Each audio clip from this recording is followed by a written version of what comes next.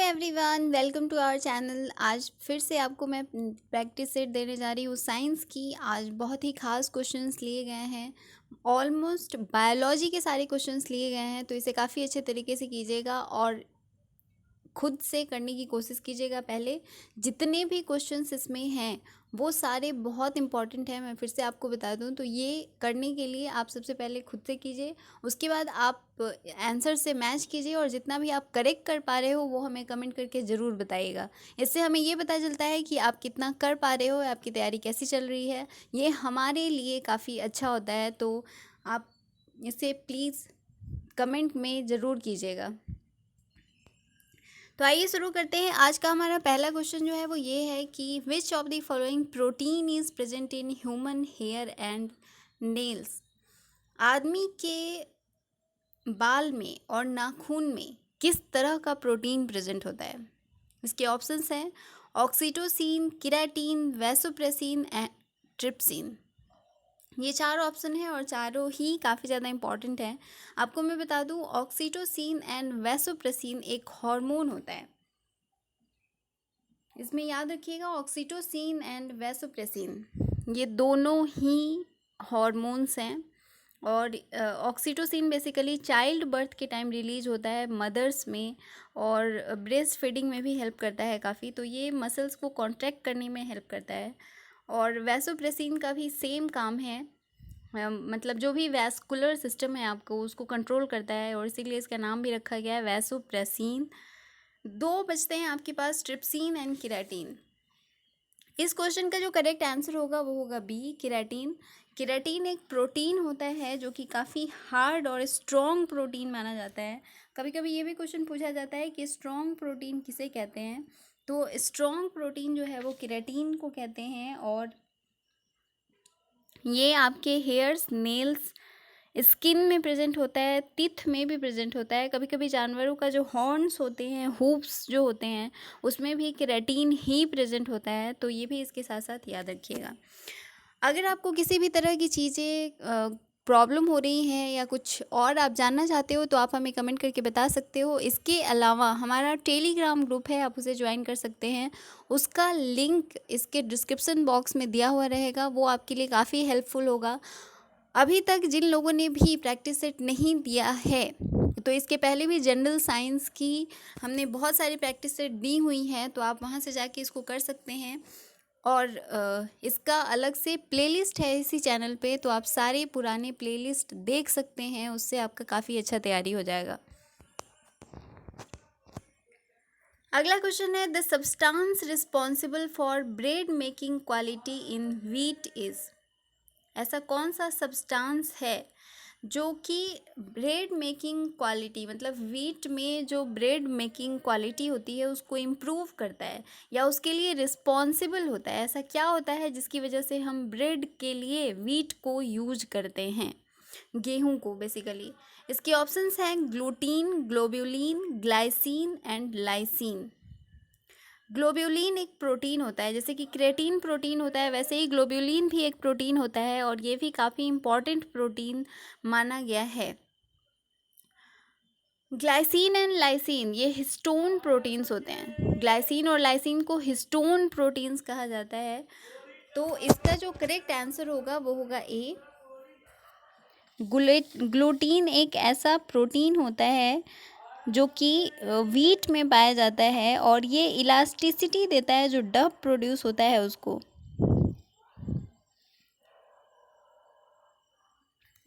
और जो Chevy texture होती है, मतलब गेहूं की जो टेक्सचर होती है उसको बनाने में भी ये हेल्प करता है ग्लूटीन प्रोटीन। तो बेसिकली याद रखिएगा कि ग्लूटीन जो है वो रिस्पॉन्सिबल होता है ब्रेड मेकिंग क्वालिटी व्हीट में लाने के लिए, और ये इसलिए क्योंकि ये इलास्टिसिटी प्रोवाइड करता है। अगला क्वेश्चन है, daily energy required by a hard worker man is. बहुत ही ज़्यादा हार्ड वर्किंग मैन के लिए डेली एनर्जी रिक्वायरमेंट कितनी होती है? इसके ऑप्शंस हैं 3000 kilo calories, 2700 kilo calories, 4000 kilo calories and 6000 kilo calories. Basically इसका जो करेक्ट आंसर होगा वो होगा सी, 4000 किलो कैलोरीज चाहिए मैक्सिमम 3500 से 4000 चाहिए होता है, 3500 से 4000 हार्ड वर्किंग मैन के लिए। यहाँ पे मैन है, वही अगर वुमन रहता तो ये लेस देन 3000 होगा, या फिर आप 3000 भी कर सकते हो, क्योंकि मैन से वुमन को थोड़े कम एनर्जी की ज़रूरत पड़ती है। तो इस चीज़ का भी ध्यान रखिएगा। मैन और वुमेन दोनों की बॉडी की रिक्वायरमेंट्स अलग अलग होती हैं। डेली एनर्जी रिक्वायरमेंट एक हार्ड वर्कर मैन के लिए 4000 किलो कैलोरी होता है। ये इसका करेक्ट आंसर है, इसको याद रखिएगा। अगला क्वेश्चन है, how many calories are gained by drinking a glass of water.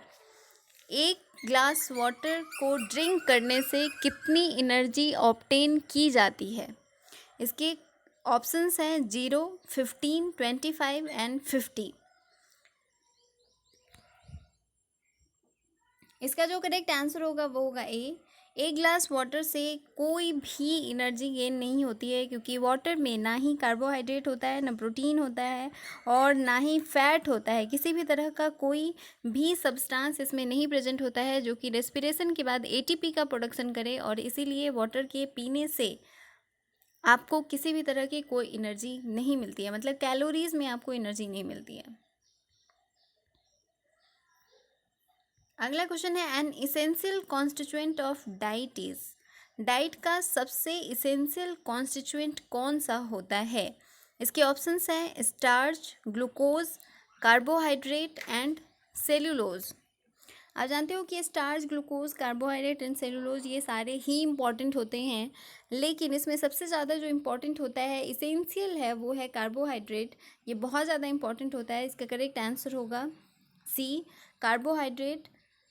Starch, glucose या सेलुलोज, सेलुलोज बस खाने को पचाने में हेल्प करता है, लेकिन एनर्जी सबसे ज़्यादा आपको प्रोवाइड करता है कार्बोहाइड्रेट, और कार्बोहाइड्रेट से ऑलमोस्ट 9 किलो कैलोरीज एनर्जी मिलती है पर ग्राम से। तो ये काफ़ी ज़्यादा इम्पॉर्टेंट होता है। अगला क्वेश्चन है, the major food fuel during exercise of long duration is. Long duration तक अगर हम एक्सरसाइज करते हैं तो मेजर फूड फ्यूल क्या होता है? किससे हमें सबसे ज़्यादा एनर्जी मिलती है, किस चीज़ से? इसके ऑप्शंस हैं fat, protein, carbohydrate and none. आप जानते हो कि फैट में भी काफ़ी ज़्यादा एनर्जी स्टोर्ड रहता है, प्रोटीन भी हमें बहुत एनर्जी प्रोवाइड करती है, कार्बोहाइड्रेट भी काफ़ी ज़्यादा एनर्जी प्रोवाइड करती है। लेकिन ड्यूरिंग एक्सरसाइज, लॉन्ग ड्यूरेशन तक अगर आप एक्सरसाइज करते हो तो उस समय मेजर फूड फ्यूल क्या होना चाहिए? तो इसका करेक्ट आंसर होगा सी, कार्बोहाइड्रेट। ये कार्बोहाइड्रेट एक्सरसाइज के टाइम में मेजर फूड फ्यूल इसको कहा जाता है, लॉन्ग ड्यूरेशन तक अगर आप करते हो तो, क्योंकि इसके ऑक्सीडेशन से, मतलब ये ऑक्सीडेशन होता है तो इससे काफ़ी ज़्यादा एनर्जी प्रोवाइड होती है। अगला क्वेश्चन है, the element that maintain balance between acidity and alkalinity in our body is. ऐसा कौन सा एलिमेंट होता है जो कि एसिडिटी और अल्कलाइनिटी में बैलेंस बनाता है? इसके ऑप्शंस हैं phosphorus, sodium, potassium and calcium. आप जानते हो कि सोडियम काफ़ी ज़्यादा इंपॉर्टेंट होता है ऑस्मोटिक बैलेंस के लिए। सोडियम एंड क्लोरीन ये दोनों ऑस्मोटिक बैलेंस आपकी बॉडी में बनाते हैं। NaCl इसीलिए इम्पॉर्टेंट होता है। कैल्शियम आपके बॉडी में बोन्स, टीथ वगैरह का फॉर्मेशन में हेल्प करते हैं। पोटेशियम भी बेसिकली न्यूरो ट्रांसमिशन में हेल्प करता है। न्यूरो ट्रांसमिशन कहने का मतलब हुआ आपकी बॉडी में जो न्यूरॉन्स ट्रैवल करते हैं उसमें पोटेशियम बहुत ज़्यादा हेल्प करता है। लेकिन जो बैलेंस एसिडिटी और अल्कलाइनिटी के बीच बनाता है वो होता है फॉस्फोरस। तो इसका करेक्ट आंसर होगा ए। इसके साथ साथ ये भी याद रखिएगा कि सोडियम, पोटेशियम और कैल्शियम ये तीनों किस तरह से हमारी बॉडी में हेल्प करते हैं।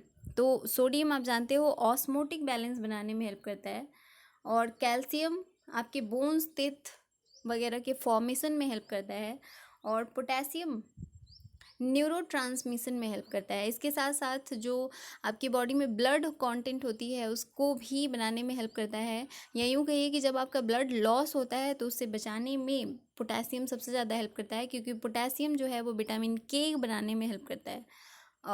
इस तरह से ये सारे जो एलिमेंट्स हैं वो काफ़ी ज़्यादा इम्पॉर्टेंट होते हैं। अगला क्वेश्चन है, विच of the following compound is not stored in human body. ऐसा कौन सा कंपाउंड है जो ह्यूमन बॉडी में स्टोर नहीं होता है। मैक्सिमम चीज़ें हमारी बॉडी में स्टोर हो जाती हैं, जैसे कि आप जानते हो फैट हो गया, ग्लाइकोजन हो गया, ये सब जमा होती हैं, लेकिन ऐसा कौन सा कंपाउंड है जो जमा नहीं होता है। इसके ऑप्शंस हैं glycogen, amino acids, fat and tocopherol. आप जानते हो कि ग्लाइकोजन ग्लूकोज जब स्टोर होता है तो वो ग्लाइकोजन के फॉर्म में स्टोर होता है, फैट के फॉर्म में भी स्टोर होता है, तो इन दोनों फॉर्म में आपकी बॉडी में ये जमा हो जाता है। इसके अलावा टोकोफेरॉल के फॉर्म में भी ये हमारी बॉडी में जमा होता है। टोकोफेरॉल एक कोलेस्ट्रॉल का वेराइटी है, मतलब कोलेस्ट्रॉल टाइप है, तो टोकोफेरॉल भी हमारी बॉडी में जमा होता है एज कोलेस्ट्रॉल, लेकिन एमिनो एसिड हमारी बॉडी में जमा नहीं होता है। तो इसका करेक्ट आंसर होगा बी। और ये जमा नहीं होता है क्योंकि ये यूरिया में कन्वर्ट होता है और हमारी बॉडी से अमोनिया या यूरिया के फॉर्म में हम बाहर निकल जाता है।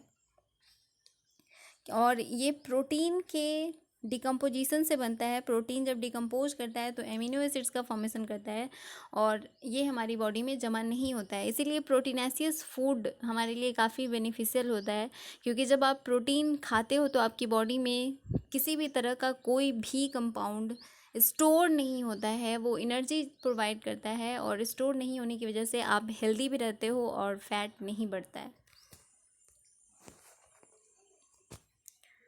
अगला क्वेश्चन है, among the following which fruit is a rich source of iron. कौन सा फ्रूट है जिससे सबसे ज़्यादा आयरन मिलता है।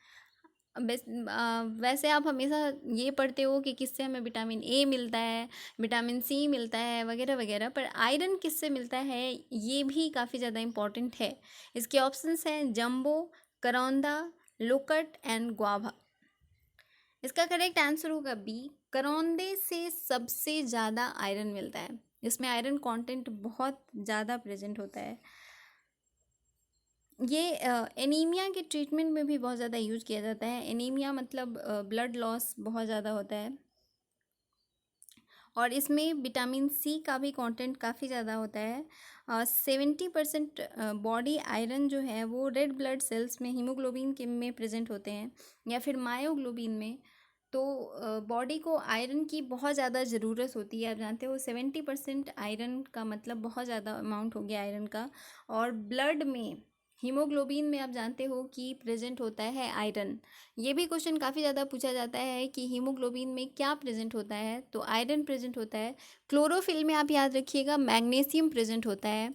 विटामिन B12 में बोरॉन प्रेजेंट होता है। ये सारे क्वेश्चंस जो हैं वो बहुत ज़्यादा पूछे जाते हैं, तो मेरे वर्ड्स को ध्यान रखिए और इसको आप नोट भी कर सकते हैं। जो भी मैं एक्स्ट्रा चीज़ें बोलती हूँ उसको, ये काफ़ी बेनिफिशियल होगा आपके किसी भी एग्ज़ाम के लिए।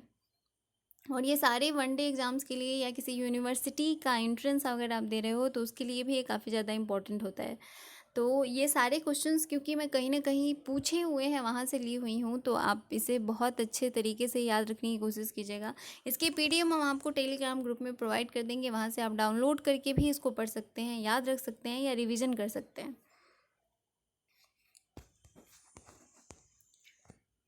अगला क्वेश्चन है, spinach leaves contains the highest amount of.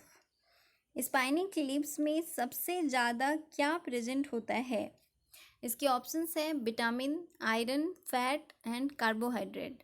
तो स्पाइनिक जो होता है इसमें सबसे ज़्यादा अमाउंट में आयरन प्रेजेंट होता है एंड वेरी लेस अमाउंट में विटामिन भी प्रेजेंट होते हैं, लेकिन इसका करेक्ट आंसर होगा बी, स्पाइनिक में सबसे ज़्यादा आयरन प्रेजेंट होते हैं। अगला क्वेश्चन है, grains of basmati rice gets elongated on being cooked because of higher content of. Basmati rice के जो ग्रेन्स होते हैं जब हम उनकी कुकिंग करते हैं तो वो काफ़ी लंबे हो जाते हैं, और ये लंबे होने का क्या कारण होता है, ऐसा क्या प्रेजेंट होता है उसमें जिसकी वजह से ये लंबे हो जाते हैं। तो इसके ऑप्शंस देखते हैं। ऑप्शंस हैं lysine, amylose, sugar and oil. तो इसका करेक्ट आंसर होगा amylose, B, amylose and amylopectin एक तरह का सेलुलोज होता है, मतलब स्टार्च का फॉर्म होता है एमाइलोज एंड एमाइलोपेक्टिन्स। और इसकी वजह से, क्योंकि ये ग्लूकोज का लॉन्ग चेन होता है, काफ़ी लंबा चेन होता है, और जब हम इसे कुक करते हैं तो ये सब एक दूसरे से कंबाइन हो जाते हैं, और इसी वजह से जो राइस की साइज़ होती है वो इंक्रीज़ कर जाती है, या इलोंगेट हो जाता है, आप यूँ कहो कि साइज़ उसका लंबा हो जाता है जब हम कुक करते हैं। तो ये एमाइलोज की वजह से होता है, या एमाइलोपेक्टिन, ये फॉर्म होता है स्टार्च का। तो अगर कभी किसी ऑप्शन में स्टार्च दिया हुआ रहे तो वो भी करेक्ट होगा, या एमाइलोज रहे या एमाइलोपेक्टिन रहे तो वो भी आपका करेक्ट आंसर होगा। तो ये बासमती राइस में एमाइलोज प्रेजेंट होता है, बहुत हाई अमाउंट में प्रेजेंट होता है, और इसी वजह से वो इलोंगेट हो जाता है जब हम उसकी कुकिंग करते हैं। अगला क्वेश्चन है, presence of which brings sweetness in milk. Milk के स्वीटनेस का क्या कारण होता है, या फिर यूँ कह लो कि मिल्क का जो टेस्ट होता है उसके टेस्ट का क्या कारण है, या उसके कलर टेक्सचर के लिए भी क्या रिस्पॉन्सिबल होता है। इसके ऑप्शंस हैं माइक्रोज, lactose, sucrose and carotene. Carotene आप जानते हो विटामिन ए में प्रेजेंट होता है बहुत ज़्यादा हाई अमाउंट में। सुक्रोज एक रिड्यूसिंग या नॉन रिड्यूसिंग शुगर आप कह सकते हो, सुक्रोज एक नॉन रिड्यूसिंग शुगर कहा जाता है इसको, और ये बहुत बार बहुत सारे एग्जाम्स में पूछा गया है कि कौन सा ऐसा शुगर है जो नॉन रिड्यूसिंग होता है, तो ये सुक्रोज होता है। माइक्रोज एक डायटोमिक मॉलिक्यूल्स होते हैं। मिल्क में बेसिकली लैक्टोज प्रेजेंट होता है, और इसी की वजह से इसका टेस्ट जो है वो स्वीट होता है। इसका करेक्ट आंसर होगा बी, लैक्टोज की वजह से ऐसा होता है। और लैक्टोज जो है वो उसमें ग्लूकोज एंड गैलेक्टोज से मिलके लैक्टोज बना होता है। कभी कभी ये भी पूछ देता है, तो इसको याद रखिएगा, glucose plus galactose, glucose plus galactose से लैक्टोज बनता है, और ये लैक्टोज की वजह से मिल्क का जो टेस्ट होता है वो स्वीट होता है। अगला क्वेश्चन है, which bacteria causes milk to spoil. ऐसा कौन सा बैक्टीरिया है जो मिल्क को खराब कर देता है। इसके ऑप्शंस हैं Aspergillus, Streptococcus, Pseudomonas and lactobacillus. आप जानते हो कि मिल्क में बहुत ज़्यादा हाई अमाउंट में लैक्टोबैसिलस प्रेजेंट होते हैं, और ये मिल्क के टेस्ट को सावर कर देते हैं। सावर इसलिए कर देते हैं क्योंकि ये लैक्टोज को लैक्टिक एसिड में कन्वर्ट कर देते हैं। लैक्टोबैसिलस इसलिए इनका नाम भी रखा गया है, एक बैक्टीरिया है जो कि लैक्टोज को लैक्टिक एसिड में कन्वर्ट कर देता है, और एसिड आप जानते हो सावर टेस्ट का होता है, और इसीलिए मिल्क जो है आपका वो ख़राब हो जाता है अगर बहुत ज़्यादा हाई अमाउंट में लैक्टिक एसिड बन जाए, या यूँ कह लो कि लैक्टोज जो है वो कन्वर्ट हो जाए लैक्टिक एसिड में, तो वो सावर टेस्ट का हो जाता है, और इसी की वजह से मिल्क आपका ख़राब हो जाता है। एस्परजिलस निगर की वजह से सिट्रिक एसिड का फॉर्मेशन होता है, ये भी याद रखिएगा। एस्परजिलस निगर इसका नाम होता है, और इसकी वजह से सिट्रिक एसिड का फॉर्मेशन होता है। स्ट्रेप्टोकोकस की वजह से एक बैक्टीरिया है, इसकी वजह से न्यूमोनिया कॉज होता है। न्यूमोनिया एक डिजीज़ है जो बैक्टीरियल डिजीज़ है, और ये स्ट्रेप्टोकोकस की वजह से होता है। तो ये इसके साथ एक्स्ट्रा फैक्ट्स हैं, इसको याद रखिएगा। अगला क्वेश्चन है, cow's milk is slightly yellow in colour due to presence of. गाय का जो दूध होता है वो स्लाइटली येलो कलर का होता है, ये किसकी प्रेजेंस की वजह से होता है। इसके ऑप्शंस हैं xanthophyll, riboflavin, vitamin B and carotene. तो इसका करेक्ट आंसर होगा डी, कैरोटीन की प्रेजेंस की वजह से काउ मिल्क जो होता है वो येलो कलर का होता है। और ये याद रखिएगा, काफ़ी ज़्यादा इंपॉर्टेंट क्वेश्चन है, बहुत बार पूछा हुआ है बहुत सारे अलग अलग एग्जाम में। और इसके साथ साथ हमें ये भी बताइएगा कि राइबोफ्लेविन हम किसे कहते हैं, या इससे क्या मिलता है, क्या बनता है, और जैंथोफिल क्या होता है। ये दोनों क्वेश्चन आप हमें प्लीज़ कमेंट करके कमेंट बॉक्स में बताइएगा, राइबोफ्लेविन एंड जैंथोफिल के बारे में, कि ये क्या होते हैं, या इनसे ये किस चीज़ के लिए रिस्पॉन्सिबल होते हैं। और ये याद रखिएगा, काउ मिल्क का येलो होने का कारण कैरोटीन होता है। कैरोटीन में विटामिन ए प्रेजेंट होता है, और आप जानते हो काउ मिल्क में बहुत ज़्यादा अमाउंट में विटामिन ए प्रेजेंट होता है, और इसी की वजह से इसका कलर जो है वो येलो कलर का हो जाता है। अगला क्वेश्चन है, what is the average fat content of buffalo milk. जो भैंस का दूध होता है उसमें बहुत ज़्यादा अमाउंट में फ़ैट प्रेजेंट होते हैं, तो ये पूछा जा रहा है कि कितना फ़ैट, एवरेज फैट कंटेंट होता है बफेलो मिल्क में। इसके ऑप्शंस हैं 7.2%, 4.5%, 9.0%, 10.0%। एवरेज कंटेंट जो होता है वो 7.2% होता है, और प्रोटीन कंटेंट इसमें काफ़ी कम होता है, इसीलिए बफेलो मिल्क उतना ज़्यादा बेनिफिशियल नहीं होता है खाने के लिए या किसी चाइल्ड फीडिंग के लिए। लेकिन जो काऊ मिल्क होता है वो बहुत ज़्यादा इंपॉर्टेंट होता है, क्योंकि काऊ मिल्क में, ये भी याद रखिएगा, इसके साथ 4.2 to 4.5% प्रोटीन प्रेजेंट होता है। काऊ मिल्क में 4.2 to 4.5% प्रोटीन प्रेजेंट होता है। ये भी एक एग्जाम में पूछे हुआ है कि काऊ मिल्क में कितना परसेंट प्रोटीन कंटेंट होता है, तो याद रखिएगा 4.2 to 4.5%, और बफेलो मिल्क में 7.2% एवरेज फैट कंटेंट होता है। अगला क्वेश्चन है, milk protein is digested by which enzyme. Milk protein जो है वो डाइजेस्ट किस एंजाइम की वजह से होता है या किस एंजाइम से किया जाता है। इसके ऑप्शंस हैं pepsin, trypsin, rennin and erepsin.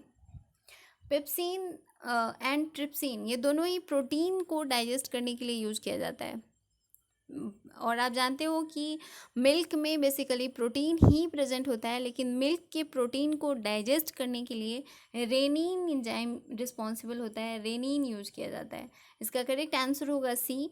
Pepsin and trypsin भी एक एंजाइम है जो कि प्रोटीन को डाइजेस्ट करता है, या यूँ कह लो कि प्रोटीन्स को पेप्टाइड्स में और पेप्टाइड्स को फिर अमीनो एसिड में कन्वर्ट करने का काम करता है।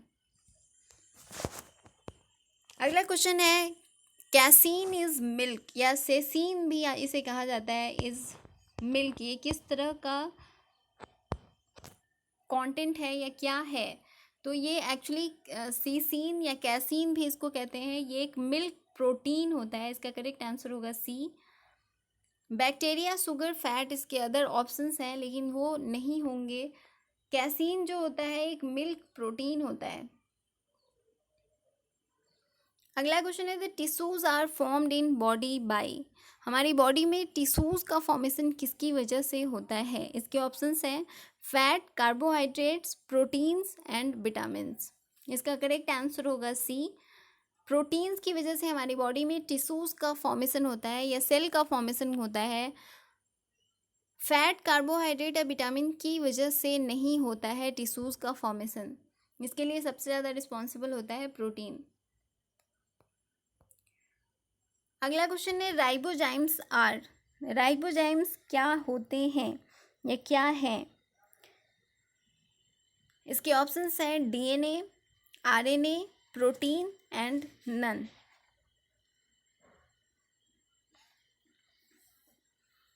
राइबोजाइम एक्चुअली एक एंजाइम होता है जो कि कॉज करता है आरएनए डिस्ट्रक्शन का काम करता है, तो इसका करेक्ट आंसर होगा बी। आरएनए आप जानते हो इसका फुल फॉर्म होता है राइबो न्यूक्लिक एसिड, और इसके लिए एंजाइम रिस्पॉन्सिबल होता है जो कैटेलाइज करता है आरएनए को, और इसे हम राइबोजाइम्स कहते हैं। अगला क्वेश्चन है, during respiration energy is produced in the form of. Respiration के टाइम में एनर्जी किस फॉर्म में प्रोड्यूस होती है। इसके ऑप्शंस हैं ADP, ATP, NADP and NADPH. आपको मैं बहुत बार ये बता चुकी हूँ कि माइटोकॉन्ड्रिया में रेस्पिरेशन होता है, और वहाँ पे जो एनर्जी प्रोड्यूस होती है वो एटीपी के फॉर्म में होती है, तो इसका करेक्ट आंसर होगा बी। और इसीलिए माइटोकॉन्ड्रिया को power house of the cell कहते हैं, क्योंकि वहाँ पे एनर्जी का फॉर्मेशन होता है। और एटीपी का फुल फॉर्म होता है एडिनोसिन ट्राइफॉस्फेट। ये फॉर्म होता है actually ADP. Adenosine diphosphate plus inorganic phosphate के कम्बिनेशन से। तो एडेनोसिन डाइफॉस्फेट के फॉर्म में रेस्पिरेशन के थ्रू फॉर्म होता है एनर्जी, और ये फिर एनर्जी एटीपी के फॉर्म में आता है और वहाँ से हमारे पूरे बॉडी को एनर्जी मिलती है। ये टोटल 20 क्वेश्चन है आपके, और इसमें कुछ चीज़ें मैंने आपसे पूछी हैं, वो प्लीज़ हमें कमेंट करके बताइएगा। और अगर आपको ये वीडियो पसंद आया है तो इसे प्लीज़ लाइक करें और शेयर भी कीजिएगा। और जिन्होंने भी अभी तक सब्सक्राइब नहीं किया है प्लीज़ हमारे चैनल को सब्सक्राइब करें। आपको इस तरह के प्रैक्टिस सेट हमेशा मिलते रहेंगे। इसके अलावा भी बहुत सारी चीज़ों की, ज्योग्राफी, हिस्ट्री, पॉलिटी के भी प्रैक्टिस सेट हम आपको दे रहे हैं, जो आपके किसी भी वनडे एग्जाम्स के लिए बहुत ज़्यादा इंपॉर्टेंट है, तो वो करते रहिएगा। डेली करंट अफेयर्स भी आता है, अगर जिन्हें भी करंट अफेयर्स ख़रीदने हैं तो वो हमारे टेलीग्राम ग्रुप या फिर हमारा व्हाट्सएप ग्रुप है, या हमें कांटेक्ट कर सकते हैं हमारे फेसबुक पे भी। तो वहाँ से आप हमें कांटेक्ट करके हमसे ले सकते हैं और अपने एग्ज़ाम्स की काफ़ी अच्छी तैयारी कर सकते हैं। Thank you for watching.